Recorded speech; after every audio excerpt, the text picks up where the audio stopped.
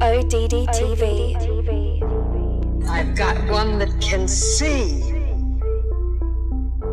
I'm Jimmy Fallon. I'm Jimmy Kimmel. And I'm Stephen Jimmy Colbert. We'll be your hosts for tonight's event, One World Together at Home. Together at Home was more than a virtual concert. It was a show of force. It was broadcast everywhere, on all TV stations and on all streaming platforms. That fact alone was a strong indication of the sheer power behind this event. We're currently on 3 major American networks at the same time: NBC, ABC, and CBS, as well as social networks like Twitter, Instagram, and Facebook. Furthermore, the list of celebrities and powerful people who appeared during that event was simply staggering, with headliners such as Lady Gaga, Billie Eilish, Taylor Swift, and Celine Dion. However, this event was not only about music. The music was there to attract people. Between the performances, there were specific messages coming from powerful places. Ladies and gentlemen, the woman who put this entire evening together, Lady Gaga. Let's not kid ourselves here. Lady Gaga was the face of the event, but she was not the engine behind it. Together at Home was a massive PR campaign from the World Health Organization and the entire elite system behind it. Lady Gaga was put at the forefront of this event because her face and her name sell more than the face and the name of Tedros Adhanom Ghebreyesus, the Director General of the World Health Organization. For the same reasons, countless celebrities were enlisted to say specific messages because celebrities are the best vehicle to transmit messages from the elite to the masses. The logo itself sums up the message of the event. The hands of those in power keep people inside their houses. At the top, the words "One World," basically a call for a global government. One world order. While the event was meant to be comforting, there was something eerie about seeing countless celebrities, with a somewhat spaced out look on their faces, repeat the same slogans, chant the same mantras, and sing the praise of the same powerful organizations. Here are some of the messages communicated throughout the event. Creating a COVID culture. The most obvious and annoying aspect of Together at Home was its celebration of the COVID culture. Indeed, in the past 2 weeks, we've seen media doing its best to normalize a world where confinement, isolation, and video conferencing were the new norm. While social distancing is supposed to be an extreme and very temporary emergency measure to prevent the spread of a deadly disease, Together at Home appears to be promoting it as a long-term way of life. The usage of video conferencing is constantly promoted for everything. In the sad world that is presented in Together at Home, all aspects of life, including arts, family, business, and education, can be fulfilled through video conferencing. In their new world, human connections depend on an internet connection. It seems they want all human communications to be recorded and monitored. Teaching children through screens was not portrayed as an emergency, last resort measure. In Together at Home, it was defined as a new kind of education. Teachers are finding new and creative ways to educate. This is a brand new way of teaching for me, and I'm sure that this is a brand new way of learning for you. I'm making it a casual Friday with my unicorn onesie. The entire concept of depriving children of human contact and having them grow up in an environment where anyone can be a potential biohazard is rather terrifying. While most of us hope that today's children will end up forgetting this insane era we're living in, it seems that they want them to bask in it, to be molded by it. Some of the messages directed to children in Together at Home were quite upsetting. Abby Cadabby from Sesame Street was used to direct propaganda at children. Abby Cadabby showed children how to give themselves a self-hug by putting their arms around themselves. I know a lot of us are having some big feelings right now. I know I am. I've been spending a lot of time with my mommy and my stepdaddy. She said that when I have big feelings or little feelings or anything in between, I can just give myself a hug. It's this, a self-hug, just like that. And it's really nice. I hold myself real tight, and I take a deep breath, and I feel comforted. This isn't comforting. This is an Orwellian system teaching children how to live without human contact. The musical performances were also about the normalization of life in isolation. To prove the point that anything could be achieved through video conferencing, some performances were several webcam feeds combined together, and the results were terrible. We can act like we come from out of this world. Is the real one far behind? Say, we can dance, everything's out of control. We can dance, doing it in pole. In one performance, Maluma was outside singing while the guitarist was in a basement somewhere else. There was absolutely no chemistry or synergy in these performances. There was no soul. What you want? Now you can't always get what you want. But if you try sometime. Each individual was completely disconnected from the other. In some ways, these performances perfectly illustrated how we as humans are disconnected from each other due to COVID-related restrictions. And that's kind of what they want. To drive this point home, lots of messages from celebrities actually glorified life in lockdown. David Beckham said, "If there's any silver lining to come of this situation, it's meant lots of time together as a family, and for this we are grateful." The same exact words were used by other celebrities, such as the rapper Common. Very grateful to be here with Global Citizen and the World Health Organization. I stand here before you as an American, as a child of God, as a black man, and as a citizen of the human race. And I can say that no time in my life have I been so inspired and so grateful to be a part of the human race. They're trying to put a positive spin on the forced lockdown of the entire world. Amy Poehler said, "For the past few weeks, many of us have been struggling to shelter at home. Imagine if you didn't even have that option. The homeless community is one of the most vulnerable groups when it comes to facing COVID-19. Interesting fact, the words lockdown and confinement were never used during the broadcast. Instead, the expression sheltered at home was used. Why? Because confined implies coercion from an outside force, while sheltered conveys warmth and protection. That's how far they're willing to go to manipulate minds and perceptions.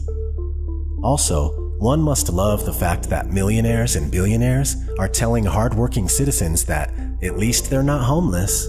So why are these celebrities promoting a confined at home way of life? Because those who organized together at home are thriving from this situation. The longer it lasts, the further they can advance their agenda. Promoting the global elite.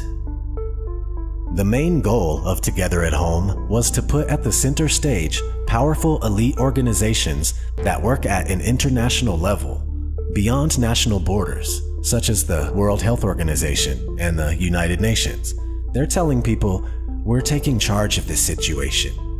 And Together at Home came at a very convenient time for the World Health Organization, which was under fire by several governments for its odd handling of the pandemic. The most damning accusation, the World Health Organization actually lobbied against travel bans from China at the beginning of the outbreak, back when it could have stayed in China. A February 3rd headline from Reuters says, World Health Organization chief says widespread travel bans not needed to beat China virus. A recent headline from Sky News about China actually using the World Health Organization to open Australia's borders says, China used the World Health Organization in a bid to open Australia's borders. So, after actually facilitating the spread of the virus outside of China, the WHO is now using Together at Home to push its policies. But who exactly is WHO? Here are its top 10 biggest contributors. Since the United States recently suspended its payments to the WHO, the organization's biggest contributor is now the Bill and Melinda Gates Foundation. Another major contributor to the WHO is the Gavi Alliance, formerly the Global Alliance for Vaccines and Immunization.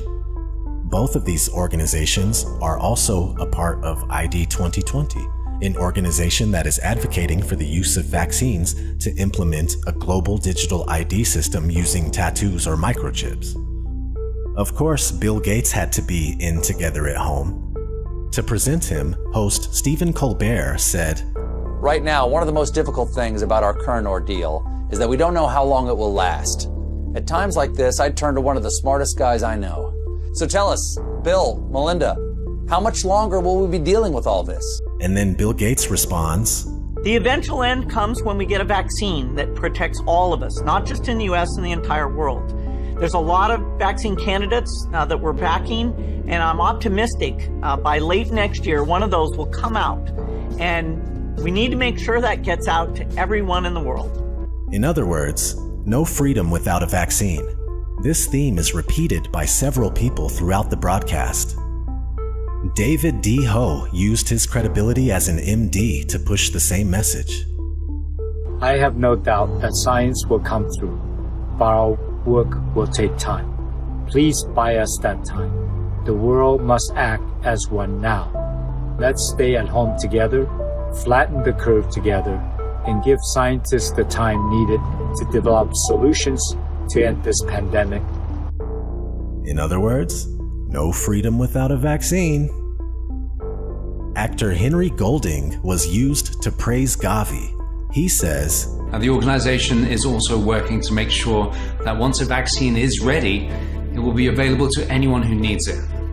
Thank you to all the scientists and researchers working to keep all generations safe from COVID-19.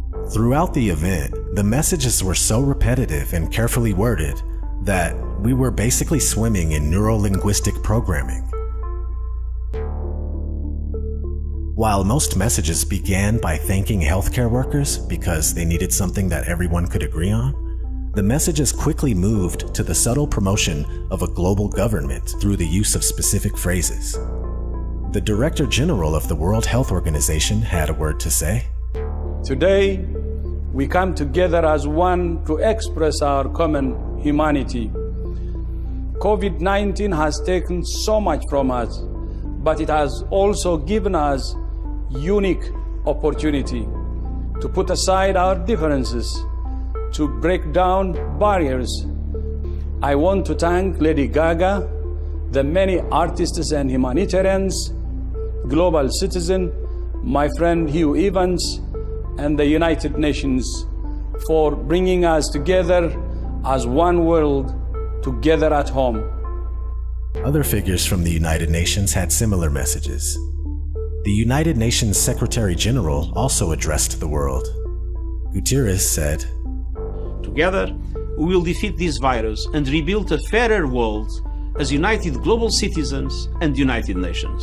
Michelle Obama and Laura Bush appeared together with a globalist message. They said, "Tonight, we stand with the people of the world. The coming days will not be easy, but this global family of ours is strong." Of course, Oprah had to be there. And if you couldn't guess, her message was in line with everyone else. "Tonight, we stand as one world, united in our fight to rid the world of this disease." All these people are saying the exact same thing. They're using New World Order, One World Order buzzwords. Promoting mega corporations and organizations. Together at Home promoted several mega corporations that happen to be tightly associated with the global elite. Disguised as "thank you for your support" messages, these promotional ads actually glorified some of the most powerful organizations on Earth. Not only do they completely dominate their respective industries, but they also take part in elite gatherings such as the Bilderberg meetings and the World Economic Forum to shape global policies.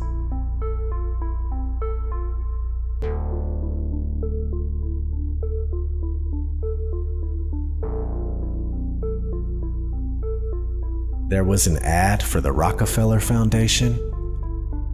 Founded by John D. Rockefeller Sr., the Rockefeller Foundation shaped the world as we know it. For over a century, the foundation funded a number of powerful organizations, such as the Council on Foreign Relations, and it helped propel entire fields of study, such as social sciences, psychiatry, communications, and eugenics. An entire book could be written explaining the profound impact of the Rockefeller Foundation on society today. However, one single quote from David Rockefeller's book, Memoirs, goes right to the core of it all. In the book, he writes, "For more than a century, ideological extremists at either end of the political spectrum have seized upon well-publicized events, such as my encounter with Castro, to attack the Rockefeller family for the inordinate influence they claim we wield over the American political and economic institutions. Some even believe we are part of a secret cabal working against the best interests of the United States, characterizing my family and me as internationalists, and of conspiring with others around the world to build a more integrated global political and economic structure. One world, if you will. If that's the charge, I stand guilty, and I am proud of it." On several occasions, the hosts were used to praise various organizations.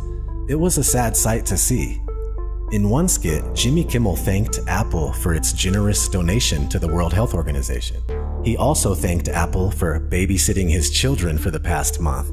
I want to take a moment now to thank Apple, because Apple, the company, not the fruit, donated a very generous amount to the World Health Organization. And I would also like to personally thank Apple for babysitting my children over the last month. For real. Thanks, Apple. While this was meant as a joke, they really want to raise our children through their screens. Later, Jimmy Fallon thanked Bloomberg Philanthropies and Mike Bloomberg, the elite billionaire who owns a media conglomerate. Tonight, we thank Bloomberg Philanthropies and, of course, Mike Bloomberg for all their relief work, from helping countries in Africa prepare their healthcare systems to providing meals to public workers in hospitals. In short, this entire thing was a shameless infomercial for the global elite, even though there is no globe. Just saying, just saying. In conclusion, Together at Home brought in audiences using Billie Eilish, Taylor Swift, and Lady Gaga. But it was much more than a concert. It was the global elite rearing its ugly head and using its celebrity puppets to sing its praise. It was also about celebrities telling the masses to embrace their lives confined at home. Sorry, I meant sheltered at home, and to accept a new normal.